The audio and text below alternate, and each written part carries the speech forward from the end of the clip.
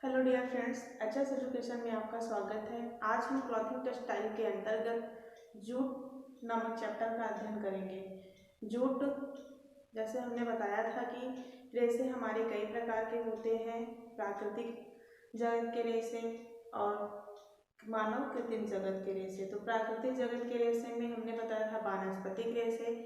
तो वानस्पतिक रेशे के ही अंतर्गत हमारा जूट आता है।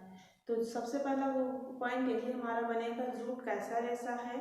तो जूट हमारा प्राकृतिक जगत का वानस्पतिक रेशा है।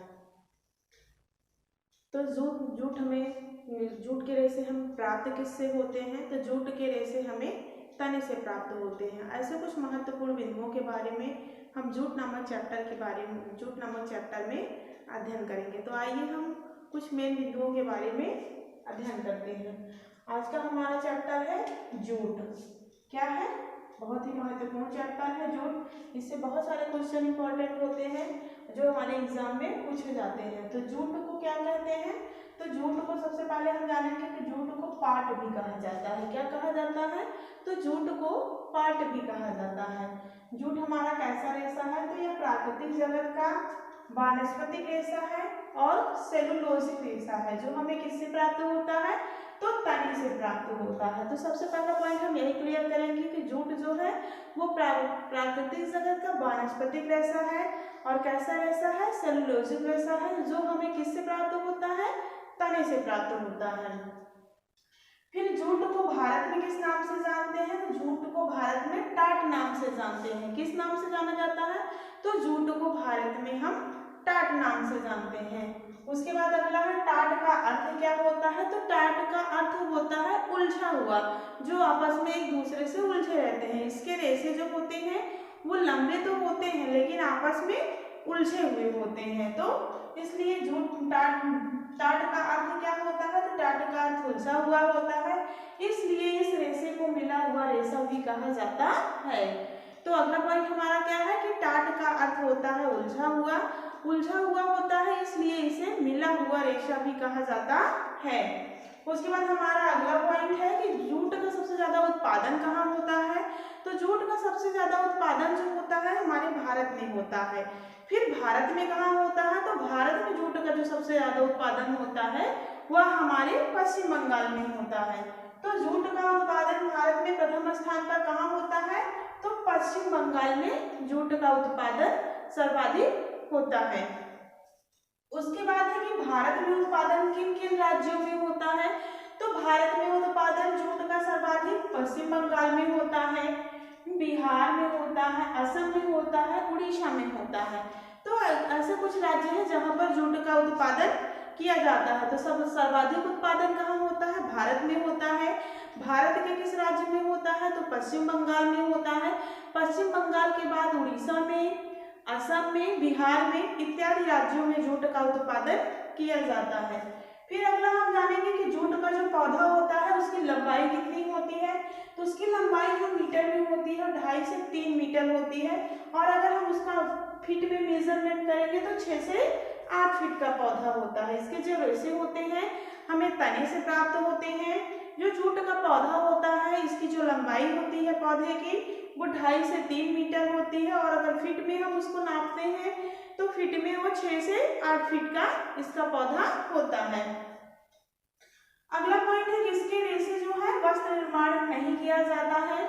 जो इसके रेशे होते हैं कपास से अच्छे नहीं होते हैं, क्योंकि इसके रेशे मजबूत नहीं होते हैं, जिससे जो हमारे निम्न कोटि के वस्त्र बनते हैं वो बनाए जाते हैं। जैसे बोरी हो गया, टाट हो गया और सजावटी सामान हो गए, गद्दे में, सोफे में जो बोरे भरे जाते हैं तो जूट ही उसमें भरे जाते हैं। तो इससे इन इत्यादि कार्यों में जूट का प्रयोग किया जाता है। तो जूट जो होता है इससे वस्त्र का निर्माण नहीं किया जाता है, क्योंकि इस पे ब्लीचिंग भी नहीं की जाती है, इसलिए इससे वस्त्र का निर्माण नहीं किया जाता है और इसमें मजबूती नहीं पाई जाती है, मजबूती का अभाव पाया जाता है। इसलिए जूट के जो रेशे होते हैं इनसे वस्त्र निर्माण नहीं किया जाता है। फिर हमारा है कि खेती के लिए जलवायु कैसी होनी चाहिए? तो उष्ण एवं नमी युक्त वातावरण में जूट का उत्पादन अधिक होता है। जहाँ की जलवायु उष्ण होती है, गर्म होती है, नमी युक्त वातावरण होता है वहां पर जूट का सर्वाधिक उत्पादन होता है। उसके बाद हमारा अगला पॉइंट है, तो अगला पॉइंट क्या है, इस पर महंगी परिचर्या नहीं करते हैं। इस पर महंगी परिचर्या इसलिए नहीं करते हैं क्योंकि इससे वस्त्र निर्माण होता नहीं, इससे हमारे निम्न कोटि के कपड़े बनाए जाते हैं, सजावटी सामान बनाए जाते हैं। जूट के जो रेशे होते हैं मजबूत नहीं होते हैं, इस पर ब्लीच नहीं किया जाता है, तो इसलिए इस पर परिचर्या नहीं की जाती है। इसके जो रेशे होते हैं वो चिकने होते हैं परंतु मजबूत नहीं होते हैं। लेकिन हमारे जो लिनन के रेशे होते हैं, जो कपास के रेशे होते हैं, वो रेशे हमारे कैसे होते हैं, मजबूत होते हैं। लेकिन हमारे जो जूट के रेशे होते हैं वो रेशे मजबूत नहीं होते हैं।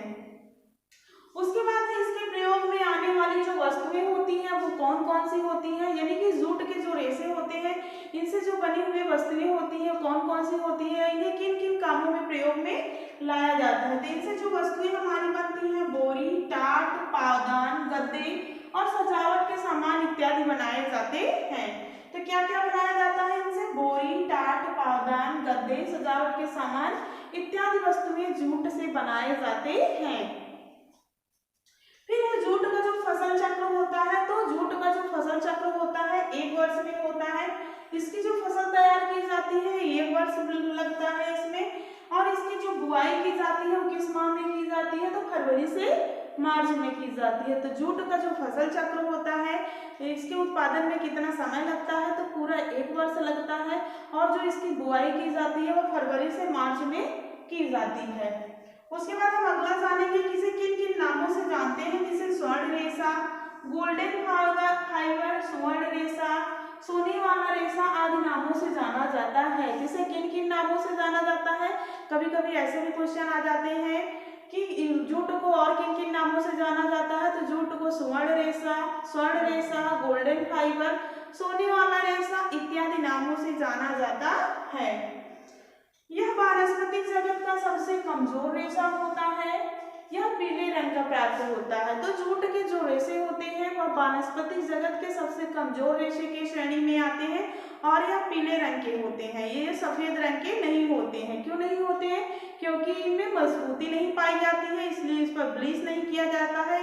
और जिस कपड़ों पर ब्लीच किया जाता है वह कपड़े वह रेशे क्या होते हैं, हमारे सफेद हो जाते हैं। तो जो जूट के रेशे होते हैं इस पर ब्लीच नहीं किया जाता है, इसलिए इसके जो रेशे होते हैं वो पीले रंग के होते हैं, इसके रेशे सफेद नहीं होते हैं। क्योंकि ब्लीच का कार्य ही यही होता है कि वह ब्लीच जिस कपड़ों पर की जाती है वहाँ का जो कलर होता है उसका रंग उड़ जाता है या रंग हट जाता है। तो इसलिए जो ब्लीच की जाती है वह सफेद सूती कपड़ों पर की जाती है, इसलिए जूट पर ब्लीच नहीं की जाती है।